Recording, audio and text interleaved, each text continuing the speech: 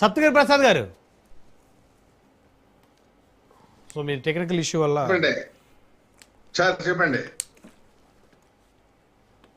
Telugu Desam party ఎంత percentage స్థానాల్లో పోటీ చేస్తుంది సార్? ఇప్పుడు ఎవరు ఎన్ని సీట్లు పోటీ చేయాలా, ఎక్కడ పోటీ చేయాలనేది పార్టీలో ఉన్నటువంటి ముగ్గురు అగ్రనేతలు కూర్చొని సామరస్యంగా చేసుకుంటారు. మొన్న 24 అసెంబ్లీ ఎన్నికల్లో కూడా ముగ్గురు అధినేతలు విత్ ఇన్ ద 4 వాల్స్ మధ్య కూర్చొని ఒక బ్రాడ్ డిస్కషన్ చేసి సింగిల్ పాయింట్ ఎజెండాతో ముందుకు రావడంతో 164 కొట్టాం. మేము ఇంకాస్త కొద్దిగా కేర్ఫుల్ గా ఉంటే జగన్మోహన్ రెడ్డి సింగిల్ డిజిట్ పరిమితమై ఉంటాడు. కొద్దిగా చిన్న చిన్న ఈక్వేషన్స్ లో దీని వలన మేము 1-2 సీట్లు పోగొట్టుకున్నాం.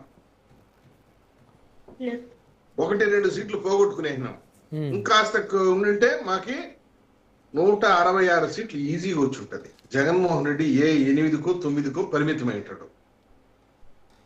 ఈ రిజల్ట్ ఎట్లా సాధ్యపడిందంటే మేము కూర్చొని డిస్కస్ చేసుకున్న వల్ల, అగ్రనాయకులు కూర్చొని డిస్కస్ చేయడం వల్ల వచ్చింది. రేపు పొద్దున లోకల్ బాడీ ఎలక్షన్స్ కూడా సేమ్ ఫార్ములా ఇంప్లిమెంట్ చేస్తాం.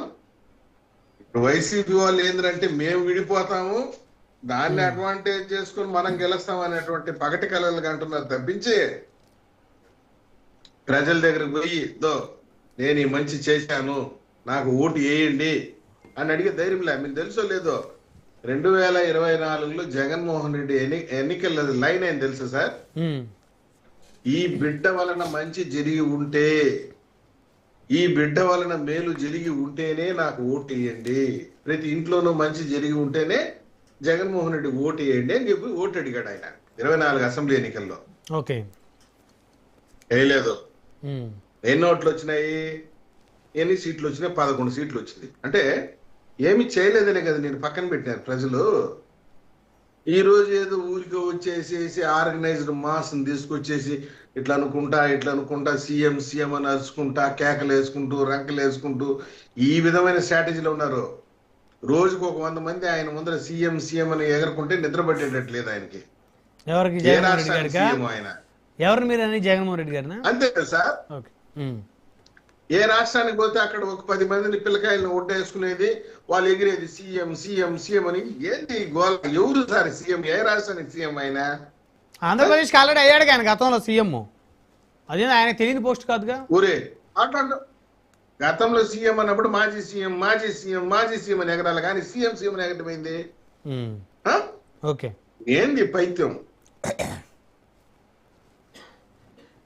కాబట్టి లోకల్ బాడీ ఎలక్షన్స్ లో కూడా క్లీన్ స్వీప్ చేస్తాం. శ్రీకాకుళం నుండి చిత్తూరు వరకు క్లీన్ స్వీప్. ఇది ఫైనల్ లాస్ట్ పంచ్. ఇది ఒక రకంగా చెప్పాలంటే బాక్సింగ్ మ్యాచ్ లాలో లాస్ట్ పంచ్ ఎట్టయితే కింద పడతాడో, లాస్ట్ పంచ్ వైసీపీ కింద పడుతుంది రేపు. రైట్. సింగళూరు వెంకటేష్ గారు, సో సీనియర్ అడ్వకేట్.